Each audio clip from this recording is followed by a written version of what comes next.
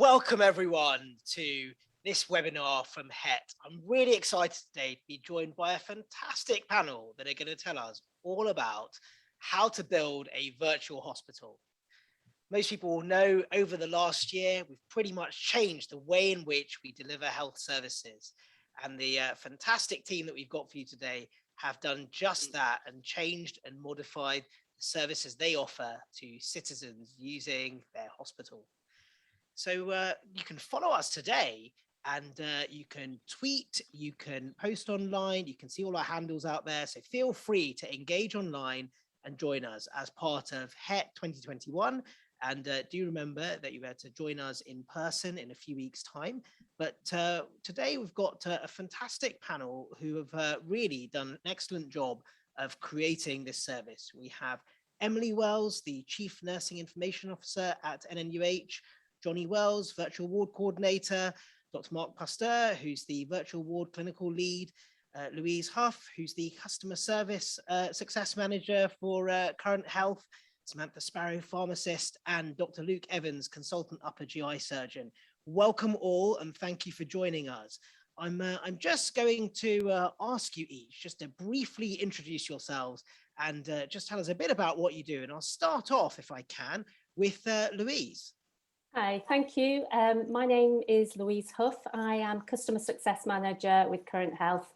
I've been with Current Health for coming up for a year and a half now. Have a long history of working in partnership with the NHS and originally trained as a nurse back in the 80s. Wow. And Johnny, can I come over to you next? You can. So I've been a nurse for 25 years, various trusts around London. I've been in Norwich for 7 years. Site managing, and I've been leading on the virtual ward operationally since February. And Mark, how about yourself? Mark Pasteur. I'm a respiratory physician and general physician by background, and got involved in the virtual ward project as a medical input when we kicked off earlier in the year. And Samantha. Hi, my name is Samantha Sparrow. I'm a clinical pharmacist, have been at the North Norwich for 12 years now. And I've been involved in the virtual ward since it was launched in January, providing the pharmacy services and pathways. And Luke.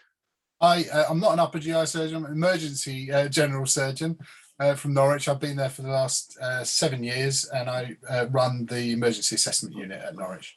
Oh, well, thank you. And sorry for confusing that.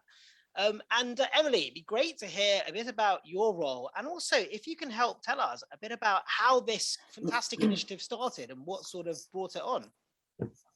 Yes, of course. So I'm Emily Wells. I'm the Chief Nursing Information Officer here at the Norfolk and Norwich. I'm actually a nurse, obviously by background, surgical and specialised in trauma orthopaedics, but got heavily involved in the world of digital following an implementation at a previous trust of Cerner, and then coming over here and leading on digital projects and now the CNIO. So from virtual ward perspective, actually I got involved around March, April last year in the first wave of COVID, and I was starting to look at remote monitoring. We'd bought a number of kits from Current Health and was looking at how we could reduce the amount of times within the trust that actually staff were needing to attend to patients, and how we could use remote monitoring to do that. As things quickly evolved, we could see that there were other options and pathways that we could explore, and we actually did a pilot in our NNUH at home service, which provides a sort of bridging the gap between hospital and community. And then at the beginning of this year, in January, we were actually asked by NHSEI to set up a virtual ward to support COVID, and immediately I was sort of it just fit with what I was doing, and I joined forces with our CCIO, Ed Process-Snelling, and also Sheila Glenn, who is our operational lead for transformation. And we set about looking at how we could use the kit that we fortunately already had, and the knowledge that we'd learned in the last year to set up a virtual ward. And we were actually, within 3 weeks, believe it or not, we're able to then start putting our first patients onto the virtual ward. We at this point we discussed what we wanted to do. Were we looking to do like other trusts were doing of having a pulse oximeter and just focusing on COVID, or whether we wanted to take this further? And we knew that that's what we wanted to do. So we wanted it to be from the beginning a 24-hour monitoring service, and we wanted it to mirror what a normal ward would look like. So we felt it needed to have that seniority with nursing, and then a group of nurses that would be able to then keep an eye on our patients 24/7, and that's what we did. And we quickly then pulled on Mark Pasteur, who's on the panel, to support us from a clinical consultant perspective, and we started then pulling together the paperwork and things to make this happen. As we were then in COVID, we actually drew upon our shielding staff, and we put an email out and just said, is anybody interested in supporting this new initiative? And did you find when that happened, did lots of people sort of come forwards, and were they really excited about it? We were so pleased. Actually, there were so many people that were at home that really wanted to help the trust, but couldn't, because they couldn't physically come into hospital. So we actually had more applicants than we required at that point. And we were able to, so Sam joined us from pharmacy, which has been integral. I'm sure she'll talk more about that. And we were able to then have a group of staff to support the service that were based at home. And that's where the kit really helped, because we could actually monitor our dashboards from anywhere. So we were able to ensure that the staff had the laptops that they required, and then they had access and training virtually through for Current Health as well at this point. That's absolutely fantastic, and it really just demonstrates that when you want to make something happen and do it rapidly with a supportive team, there's a way of doing it. Hopefully we'll come on to a bit more about how that happened and what some of the challenges were in a moment.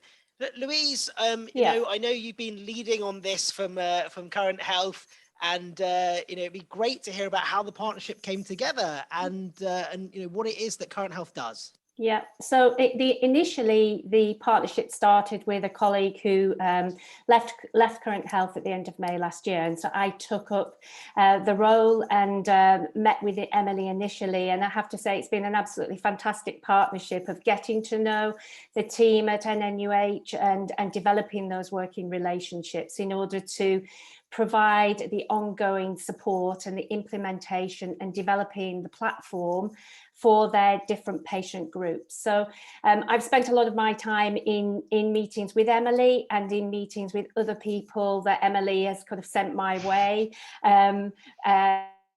Just explaining to people how to use Current Health, to understand the kit, to understand the dashboard, and obviously to get the absolute best out of the platform that we offer in order to support patients at home. And tell me a little bit more about that platform. What does it include? What does it sort of come with? And does it all sort of come with the the kit as well that people use? Yes, so we provide everything that a patient needs in their home, so that the remote monitoring and data collection can then be transmitted once it's been analysed and then seen by the clinical team in the dashboard. So patients will receive a whole kit. It comes in, it's packaged really well. It's really exciting for patients to open up the box, and there are full instructions in the box of how to use the kit. And certainly at NNUH, we've seen a number of patients able to do it themselves at home, which has been, again, a transition from patients being set up in the hospital. So they within the kit box, there is the wearable device, and that's the clever technology that's worn on the arm that will collect the vital signs. And then additionally, we have peripherals that integrate to the platform to measure the pressure or weight or spirometry or other peripherals as required by each of the clinical teams. There's a tablet, so again, communication with the patient to be able to do virtual check-ins, clinical consultations, and a communication tool for patients to message the team.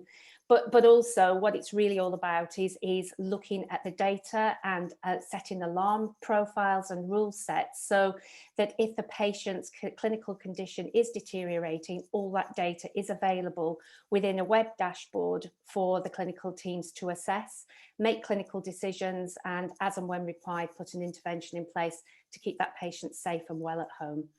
I can imagine with something that is on the one side so innovative, but on the other side such a big change. I can imagine for the clinical teams, it could both be a great opportunity, but equally it might be challenging to change ways of working. It'd be great to hear from colleagues around, what that meant in practice. And Johnny, I might start with you actually, just to to hear what your thoughts are on what did it mean? How did it change things from what is a traditional ward to this environment that's completely different? Well, right from the beginning, obviously very excited. What I envisaged was we were going to take the ward model and just make it virtual. So those patients who could feasibly be at home, we could manage remotely. And we're really fortunate enough, we had a great team who got on board with it quite quickly with the team. And we learned very, very quickly of those patients that we started off obviously with our COVID patients. They morphed into our weaning pneumonitis, and we got oxygen on board at home. And then we started having other patients identified from clinicians. So this patient will be ideal. We're waiting for some diagnostics, we're waiting for some blood tests, or we're sort of like, we need another week of monitoring.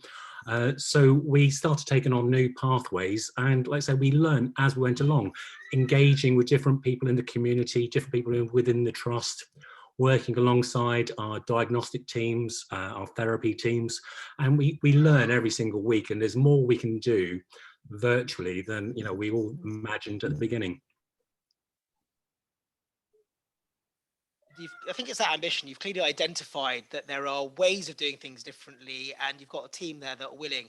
And I'm sure many of our audience have got lots of questions around how you actually got people to change that way of operating. And I would say to everyone watching and listening, please do put your questions into the Q&A box. You'll see at the bottom there, and you can add your questions. And as we get towards the end of this session, we will pick those questions up. So please do post all your questions, and I will ask the team here.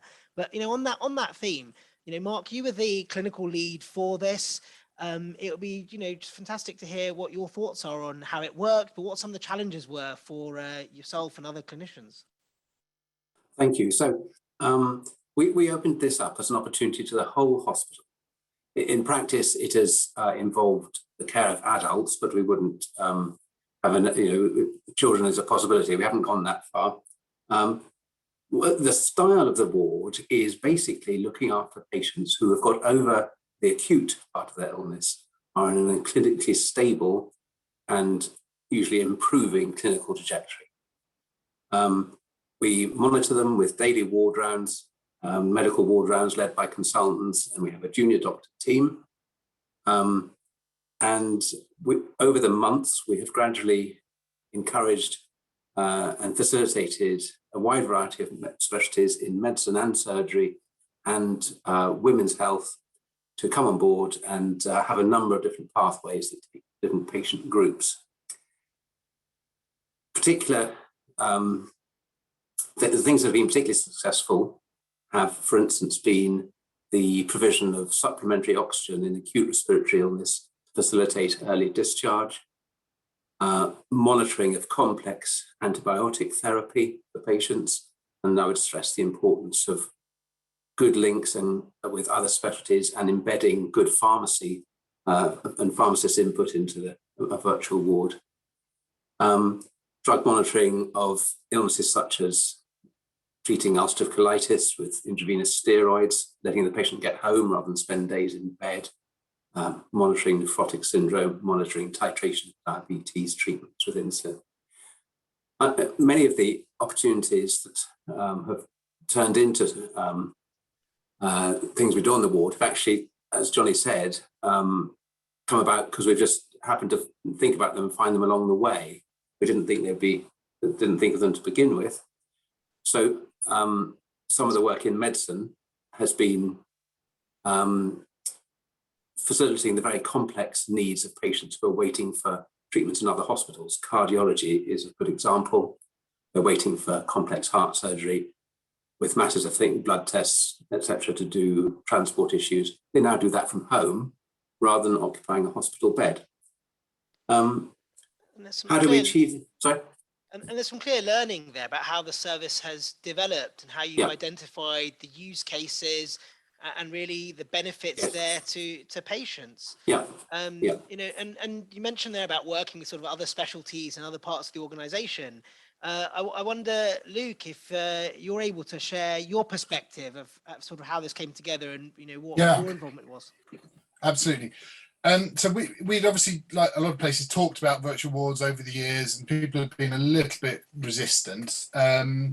So I think it was only when this kind of platform was sort of presented as a fait accompli, and, you know, how can you actually use this now, that people really got on board. I think there are differences between sort of surgical and medical patients, and as general surgeons, we are quite aggressive at getting people out of hospital.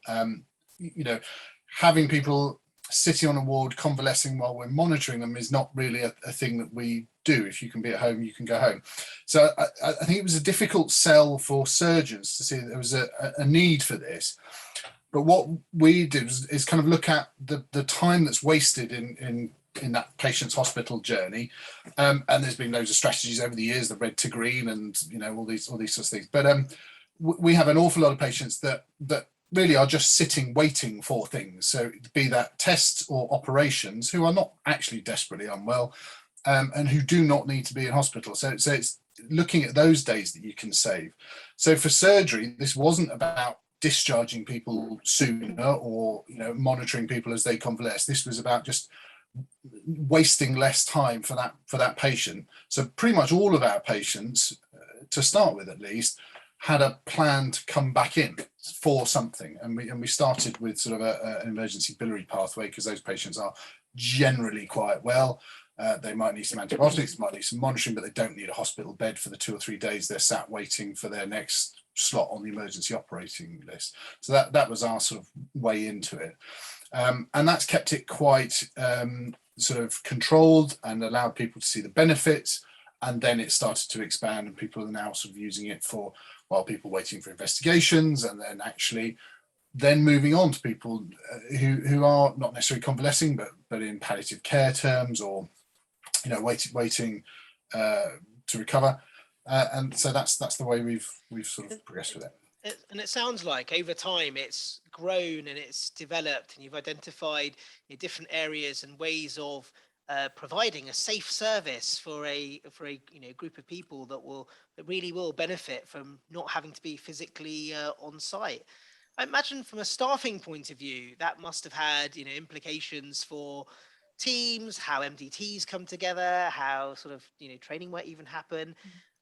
Yeah, Samantha, if I might start off with you and just ask you a little bit more about that. Yeah, for sure. Thank you. So it's really quite interesting, really. So my background is from orthopedics, and over the years we have identified a number of patients who sit in hospital for weeks on end, who are generally fitting well, but just needing IV antibiotics or what have you. So we worked with Emily on trying to see how we could do this outside the hospital. So when the virtual ward came about, it was a prime opportunity for myself to demonstrate an interest. And so I already had a bit of a passion for how to work in this way, if that makes sense. Because if you think back to pharmacy, well, specifically pharmacy, it's different from other healthcare professionals, but from pharmacy, we were always seen as the profession in the dungeons of a hospital, and not really out there patient facing. So all of our training sort of 10, 15 years ago was about being out there, being a clinical pharmacist, face-to-face reviews, looking at the whole holistic care of the patient. And now we're obviously trying to move that to a virtual platform. There has been enablers, obviously, with the electronic prescribing being enforced across the nation. It would have been impossible without electronic prescribing. And often, you know, when we have these kind of initiatives put to us, and there are some questions about this as well, you know, were you quite supported in sort of the training that you get offered and how to make it work? Yeah, it was a challenging time anyway. So like Emily said, not only was I someone with a bit of a passion for something like this, I was also a member of staff who was shielding. So all my colleagues are working front line, and there's myself feeling not useless, but obviously not there to be supporting patients directly. And so when the concept came about that we could actually be facilitating capacity in the hospitals for new patients to flow through by providing a wraparound service to support an earlier discharge than what would ever otherwise happen, or transfer. So that was the other thing. We've made sure that although they're using their own home and their own bed, they are still an inpatient.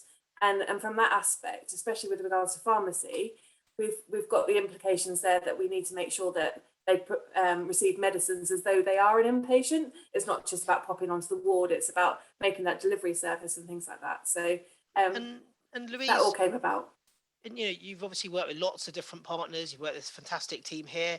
Is Yes. that a pattern you're seeing? Are these the requirements that are emerging, that when you're engaging with an organisation, this is exactly the sort of thing that they're moving towards? Yeah, absolutely. I think there are lots of hospitals now looking to develop virtual wards to support patients in their own home, and I think it answers and is an option for a lot of patients who would prefer to be at home as well. Nobody wants to be in hospital, but I think what was very clear from the start of the project is that, initially it was launched at the beginning of this year as a COVID virtual ward, and so what I did was spend my time to really understand what the clinical needs of that patient group would be, so that we could set up the platform, we could set up Current Health to meet those clinical needs, to allow patients to complete tasks, for data to be monitored and available to the clinical team. So I think it's an evolving process. You don't start with a finished solution. I spent a lot of time understanding what we needed to do to get everything off the ground, as far as understanding the training needs of the team.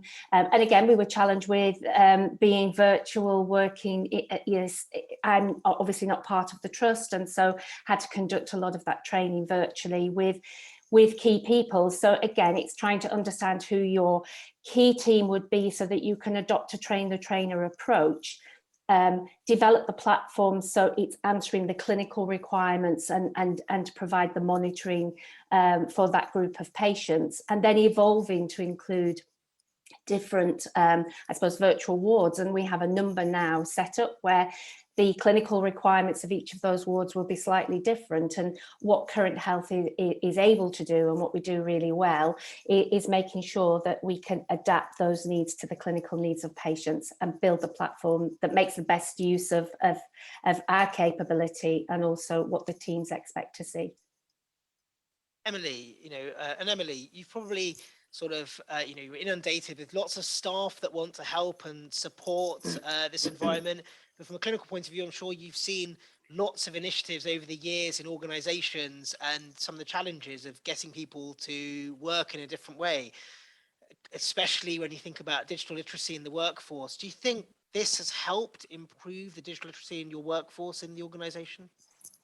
Yeah, definitely. And actually, like I said earlier, we were overwhelmed by people that really took a special interest in this is a different way of working, and also the staff satisfaction doing this has been really, like, for example, we haven't had a sick day since we actually launched the virtual ward, and I think that says something. And it meant that we, you assume that you might attract staff from a certain area, but actually we had a nurse from audiology, practice development, NICU. We really have had people from across the trust, which has really developed then a team that has their unique sort of experience to bring. So obviously it has brought challenges of staffing, as COVID has anyway, but we've been fortunate that I think I did see one of the questions pop up around funding, and it was funded by COVID initially. So we had Johnny, who was our boots on the floor originally. We just had one set of boots on the floor, and the shielders were obviously at that point not costing any additional to us. And then to keep it going, we are currently funded with COVID monies, but looking to make things a little bit more permanent. There's a really interesting comment about sort of competing priorities and what the impact might be, and I'd be really interested on Mark and Luke's perspective on this, because if I think about a typical organization, there's always far more demand than there is capacity. And when we think about clinical teams, we're always operating at capacity. So when you add this additional sort of way of operating a service, does that change those dynamics? Does it add anything? Does it take anything away? And perhaps Luke, if I start off with you on this. Yeah, I mean, that's one of the reasons that we kept it quite small. Very, very defined conditions and clear pathways and clear readmission dates and, and schedules. And then once you do that, you then sort of realise the benefits of that.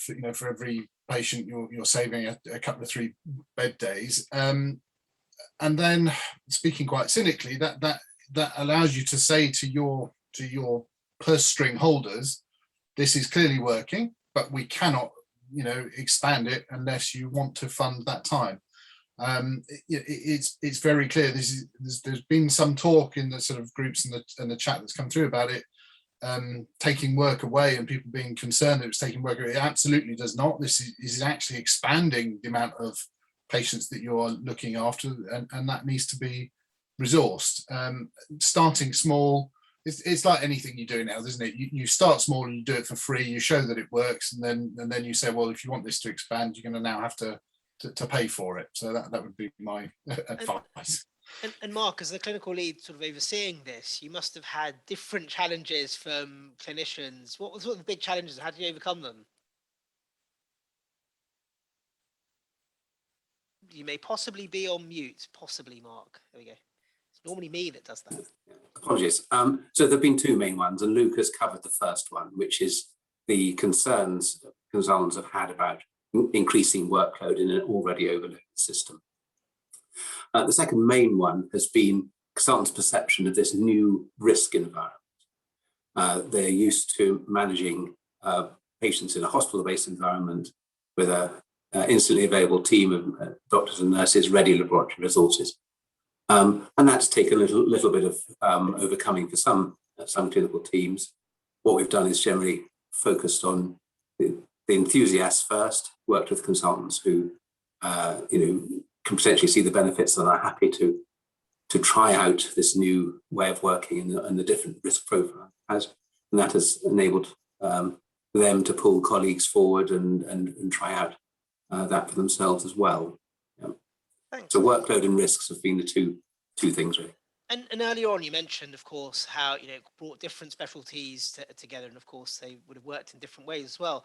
And Johnny, from your sort of umbrella view of this, have you seen differences in the approach between different specialties or different condition areas at all? I have. We've won over different specialities by the patients driving it. So gastro initially we were reluctant to put patients through, but then we discovered there were patients identified by the nurse specialists who couldn't come into hospital for various reasons. We had a breastfeeding mother who had a flare of ulcerative colitis who needed steroids for a week. She just couldn't or didn't want to spend 7 days away from a newborn baby. We also had a gentleman in his 60s who was the primary carer for his wife, who again didn't want to put his wife into her own respite care so he could come in for his 7-day course of steroids. So they drove that pathway by doing the right thing for the patients. Cardiology initially were very reluctant as well. And we did have a long wait for procedures at our cardiac specialist unit. But then I discovered there are patients who have been waiting for weeks, if not months, who were actually clinically depressed and threatening to self-discharge. So that was a group of patients I could take onto the virtual ward, and they thrived, of course. They were happier, they ate better, they were their families, and they were safe, they'd been monitored. And by that approach, we then sort of won over the cardiologists, who then sort of identified more patients, and they could understand when they were talking to their patients, they could offer them a choice. And when you actually discuss that choice with the patients, they leap at it. They'll jump through a lot of hoops and work with us to be at home and looked after, knowing they're supported and monitored.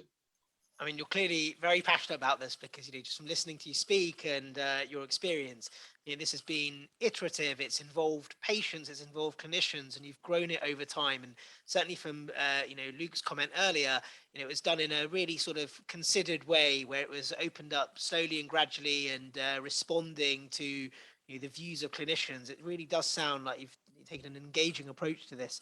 But I suppose that takes us into the future and what happens next, because this happened during the COVID period, and there was some funding that was perhaps there to initiate it. But I'd be really keen to learn what the big impacts have been and how you keep this going, because it really does sound like it's been, changing for the organization. Emily, if you can share your thoughts. Yeah, absolutely. As you said, we have been fortunate to secure some funding to expand our pathways across Norfolk and Waveney. So not just at the moment being an inpatient assisting with capacity for the NNN, but really taking this further. And that's, we are at the start of that journey, but that's what we're looking to do and replicate the good work that's been happening. It's probably worth sort of mentioning, I imagine people would want to know what sort of numbers that we've put through the system. So to date, we've had 240 patients through our virtual ward since February, and that actually equates to, I need to check my dashboard, 1,807 bed days. So that would be physical bed days that they would have ordinarily been in an acute bed. And it's worth kind of saying as well that we have been really strict on ensuring that these would have ordinarily been inpatients. We're not a safety net, that would then increase their length of stay. This is about inpatients that would have ordinarily been in a physical bed. And as Johnny was saying, from a patient perspective, what we've been able to do is also contact them for a patient experience, and we've had 96% plus positive feedback from patients. So it just works. and in terms of sort of the return on investment case on something like this, there'll be lots of people listening, watching, viewing this later on, thinking about how do they formulate their business case? How do they make the argument? What are the main things that you're going to be setting out as benefits from this? I'm not going to lie, it is difficult to demonstrate, and we have been fortunate that RBI set up a dashboard from day dot, and therefore we have got all the data in the background about all the patients that have been through the virtual ward, the specialties, their length of stay. What they're currently working on is doing a comparison as to what that length of stay would be for basically everybody else from the virtual ward, and what the virtual ward, to sort of demonstrate that what we've been able to achieve. That's in progress, so watch this space. But from a business case perspective, it's about supporting the trust. So we know that over the next 5 years, we're likely to go up, by the non-elective demand on the trust. And we're able to then look at that data to be able to demonstrate how the virtual ward could support that. So currently we take up to 20 bedded patients. I mean, because we haven't got beds, it's flexible, so we're actually on 24 today.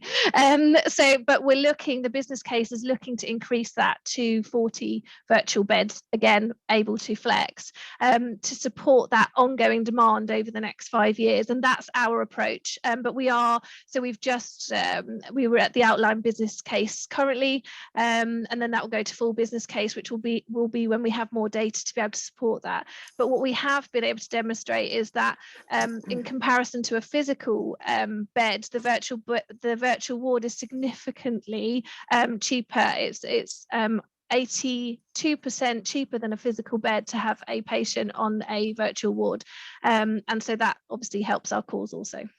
Oh, that's quite staggering to hear the difference in what the cost is. But I suppose that also means that that the way in which resources can be used is far more effective, and and hopefully more people can be managed through the system. I'm sure there's loads of learning from this, and Louise, just sort of picking up on the learning from this, and what's next in the partnership, what's next for technology that's emerging from this. Yeah, I think from my perspective and working with the team at Norfolk, it's very much about supporting the development as they branch and develop other pathways. It's about supporting the implementation, the training, and the development of those pathways in partnership. I had the opportunity to meet a number of the team in May, and I'm back down at the hospital in September now that we can travel again. And the whole relationship management and the partnership is absolutely key.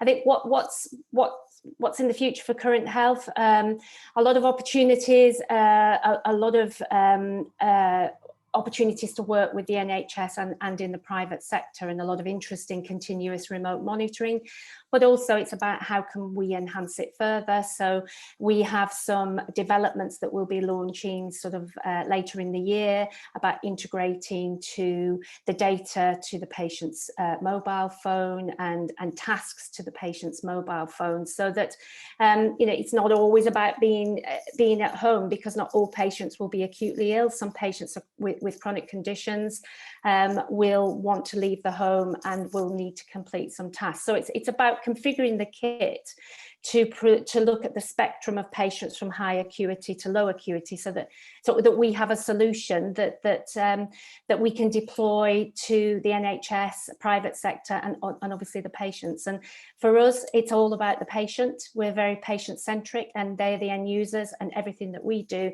needs to benefit them. Wow, thank you, Louise. That's great to finish this bit of the discussion on that point around patient benefits. But we've had so many questions, and I'm going to turn to the questions. And the first question, I think, is probably for Mark, actually. This question's come in from Jerry at GSTT, which is, how do you manage deteriorating patients? Are they advised to return to hospital, or do you visit them at home? Excellent question. So this was very carefully thought out before the ward started, and a escalation pathway is integral to any SOP for a specialty involved. And when you're involved in the ward, you have to indicate what your escalation pathway is. We don't go and visit people at home. We have a rapid readmission to hospital system. During the daytime, that will nearly always be back to the specialty's own ward.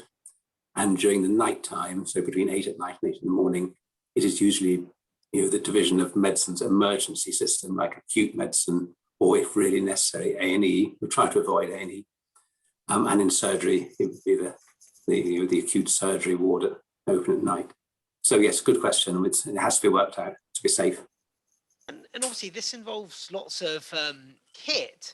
And this might be a question possibly for Louise, but what are the sort of logistics of returning kit, and how does that currently sort of work? I mean, yeah, I was going to say it's mainly, I would say, probably Johnny should answer that, because obviously, yeah. I could answer that. Yeah. So he's got a good bicycle. In the early days, it was a challenge, and I was collecting it myself.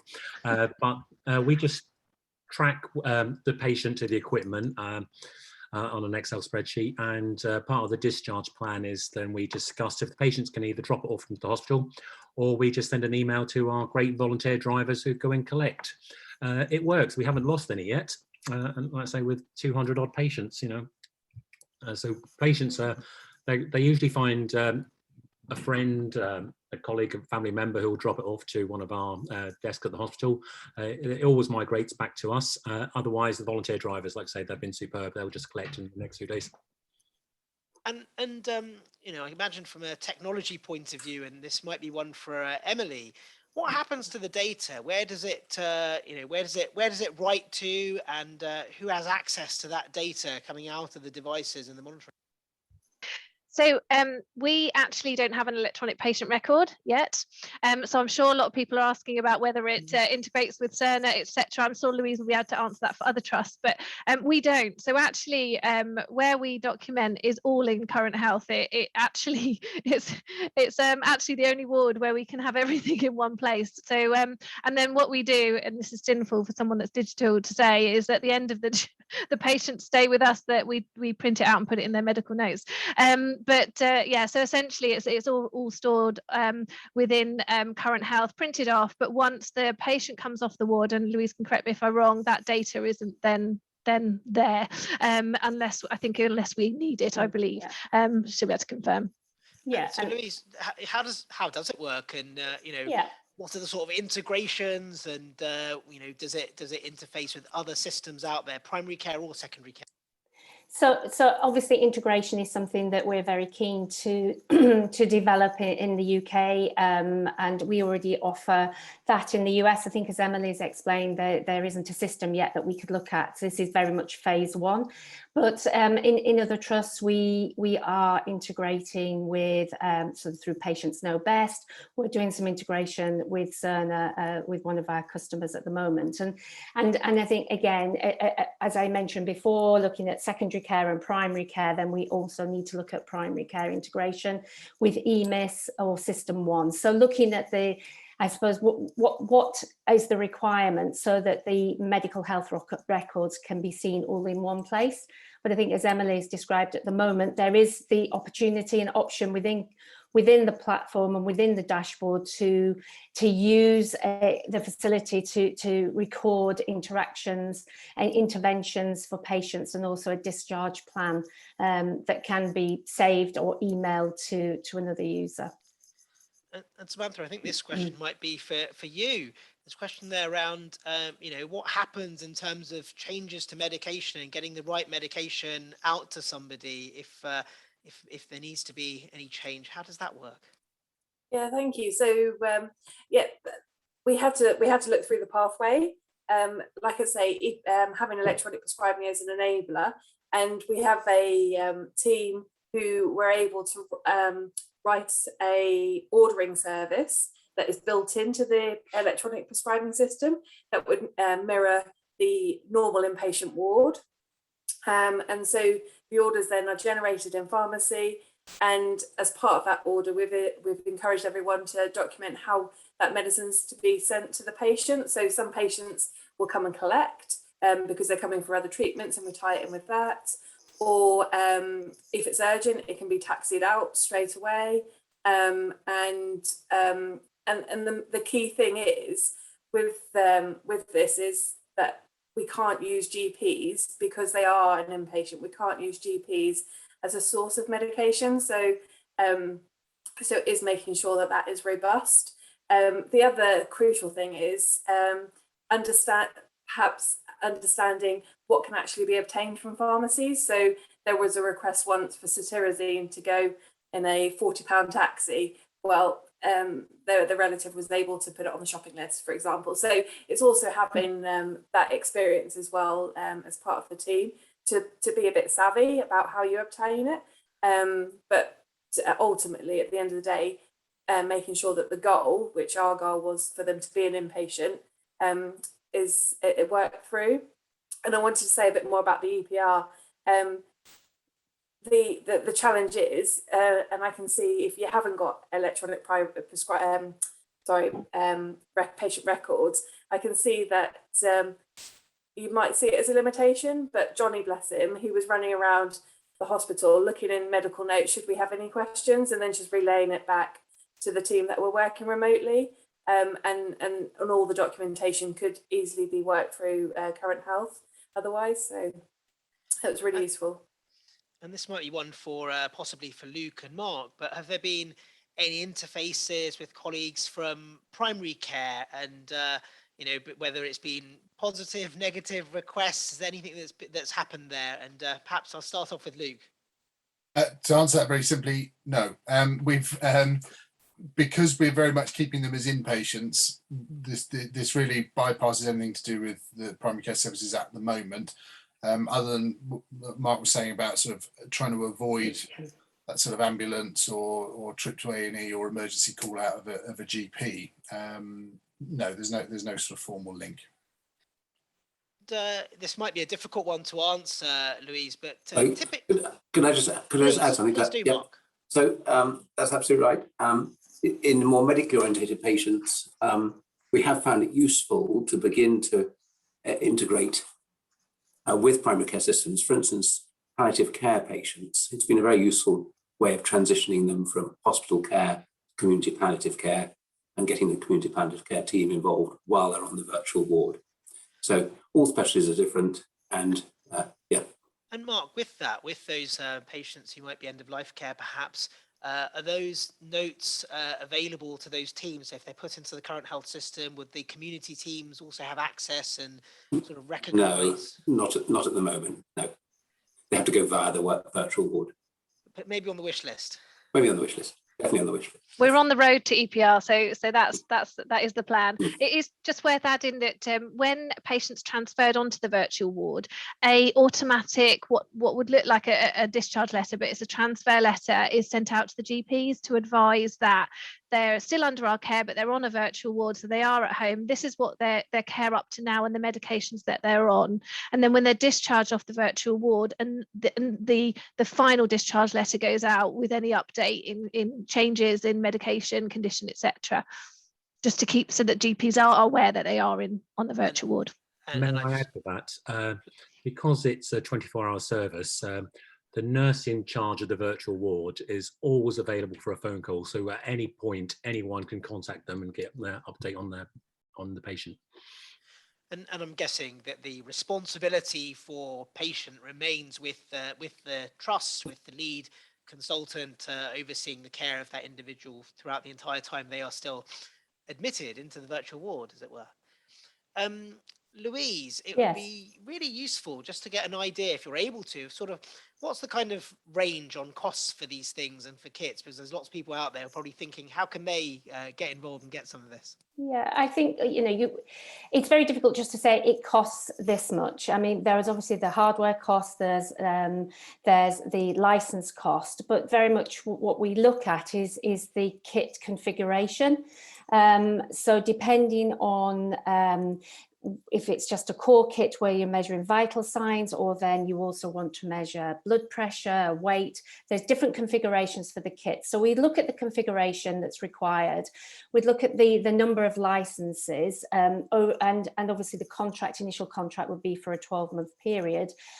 Following the initial purchase, the only ongoing cost would be the license cost, because our hardware is then owned by that NHS trust or private provider. But it's very much looking at, again, if it was a 12-month contract or 2, 3, 4 years, obviously with economies of scale, then we would provide a different cost. But you could, on average, say, it could be as the cost could be as low as £10 per day to monitor a patient at home using the kit. And one imagines from the saving from the otherwise costs, overall, it's probably still sounds like it's beneficial for the organisation.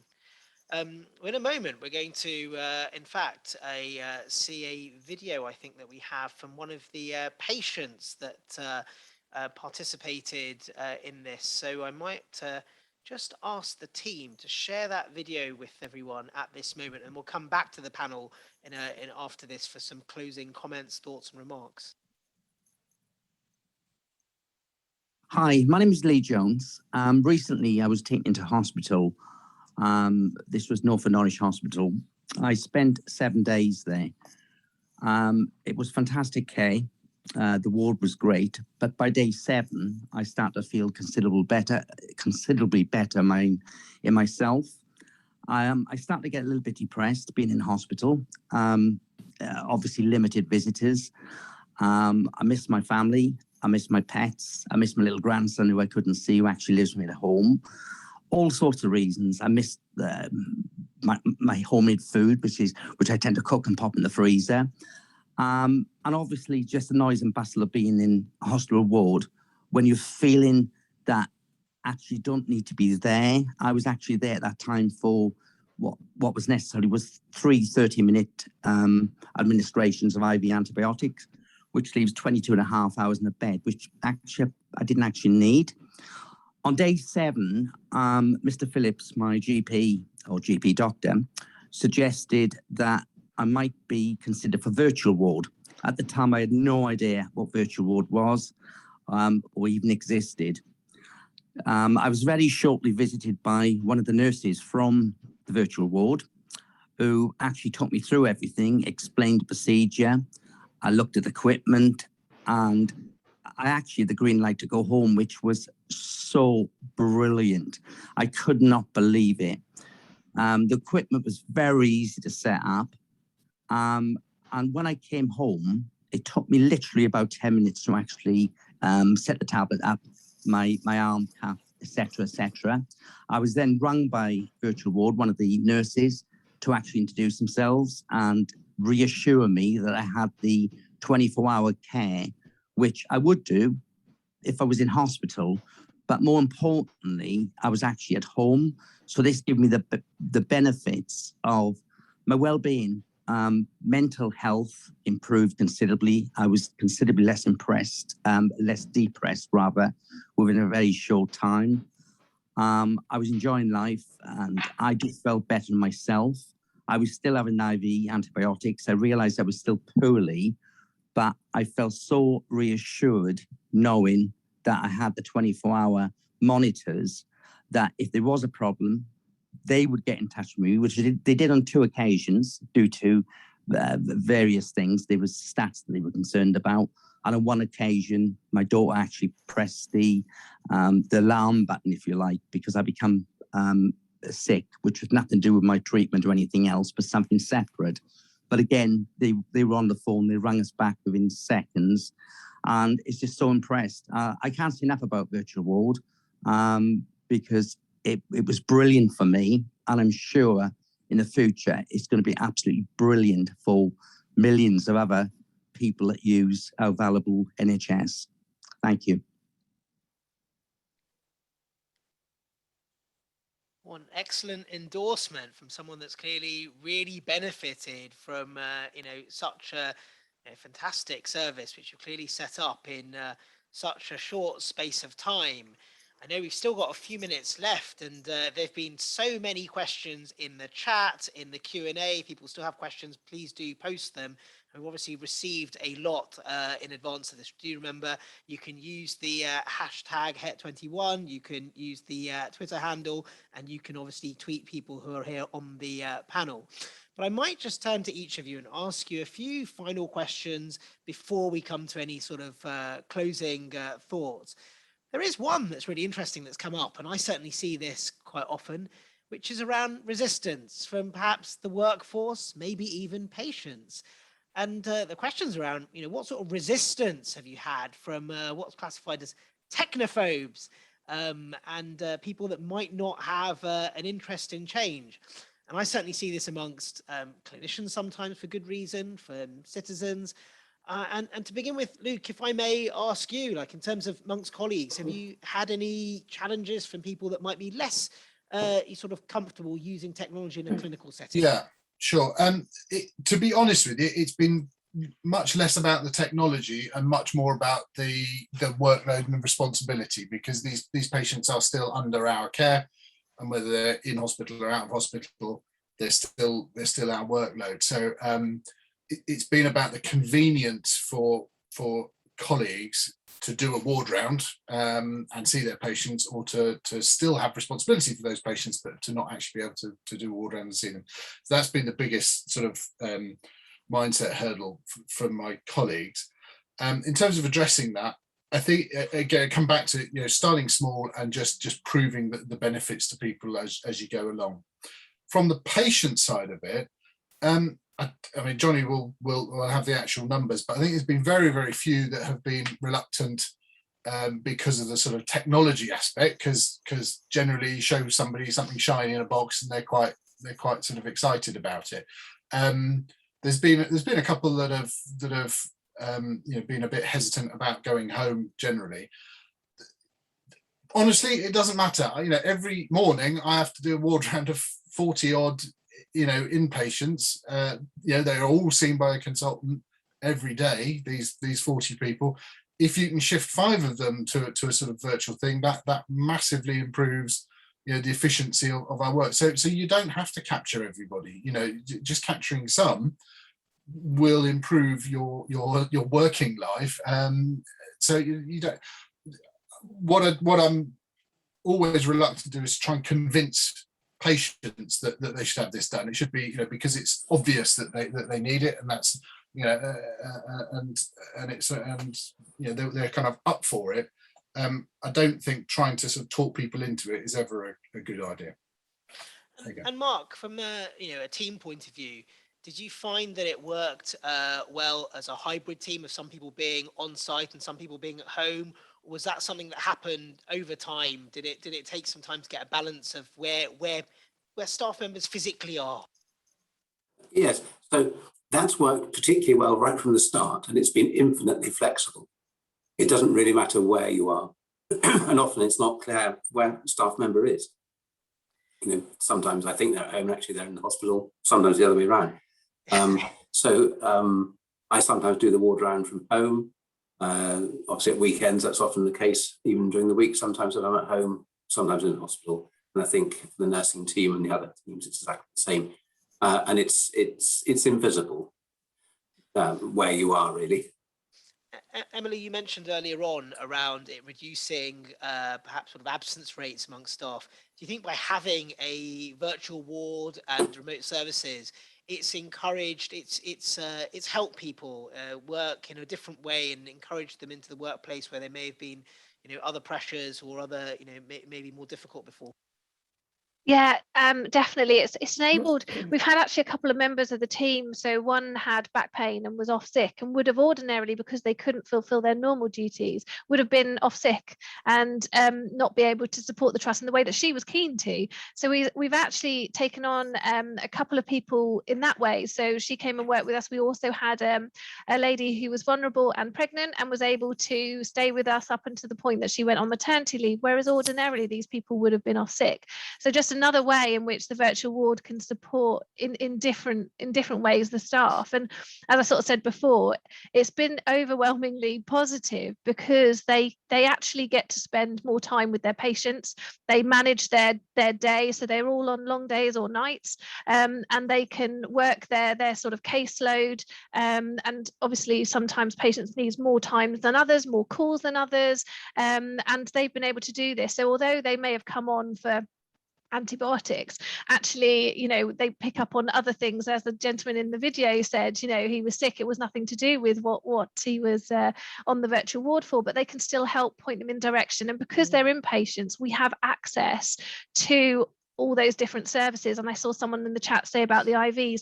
Our virtual ward aren't delivering those IV antibiotics, but we can tap into our day unit that can do that, whether it's another community service. We have another hospital up in Cromer, so if they're in North Norfolk, we can tap into that. And the team have become very agile in working around the patient. And as Johnny said earlier, the patient actually drives the pathways. You know, often we've identified a patient that we just know doesn't need to be in an acute hospital, and we work at how we can then support them on the virtual ward differently. And Johnny, have there been any difficulties with people accessing the internet, for example, to connect, or any sort of bandwidth issues that we sometimes hear about, that I sometimes have in the centre of London? No, patients, I try not to tell them about the technology. It is simply plugging go. There's a SIM card in the current health equipment. They just need to plug a white box in and put this band on their arm. That's the level of, it's easier than a kettle. The only technical problem I've had is somebody, let's just say plug in this white box and we'll see the data come through. They didn't turn it on at the switch, but we make sure that we have their home phone number, their mobile numbers. So if, after an hour of being home, we'll give them a ring and just see if they've got any problems. We ring when we see the data coming through. It's easy. They don't need Wi-Fi. If they've got a mobile phone, even easier. But the tablet, it launches that one app. The equipment is simplicity itself. You open it up and it is idiot-proof. There's a big blue sticker that says "press here," and then the app talks you through every small step. I mean, I haven't had any difficulty. Some people are just scared of anything modern, but then I'll spend a bit more time on site before they go, reassuring them. But I haven't had any problems that we haven't been able to overcome. Oh, some people only want to show their forehead in the video. Yeah. We always have a second contact apart from just the patient, don't we? To call if there's a serious issue. Yeah, that's my worry. Early on, sort of like I learned, so you've got to get the phone number right. You need a backup phone number. You know, make sure that all the data that you have in hospital is correct, and then actually have that 5-minute conversation with the patient before they leave.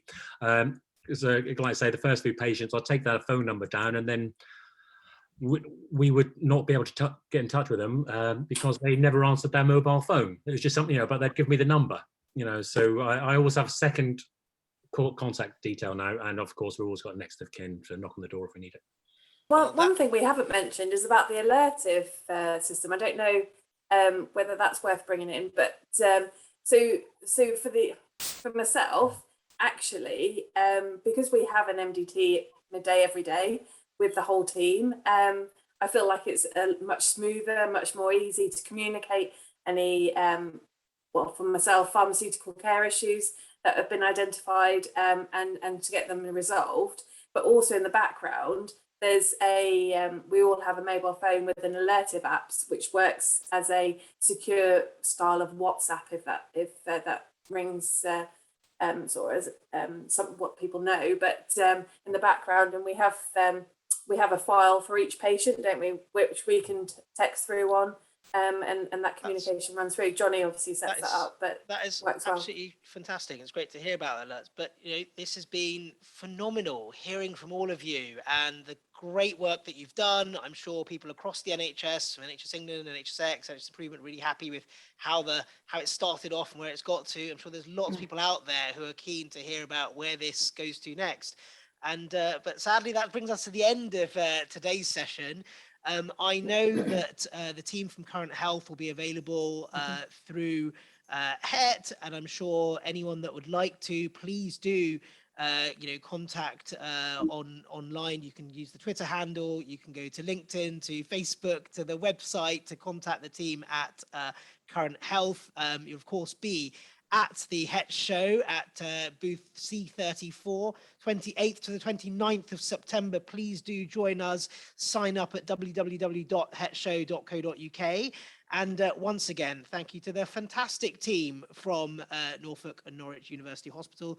You have done a phenomenal job of making virtual ward a reality and really helping change the lives of people during what's been a difficult period. Thanks for joining me. Thank you for taking all the questions. Thanks to the audience, and hope to see you at HETT. Thank you. Thanks. Thank you. Thank you. Thank you.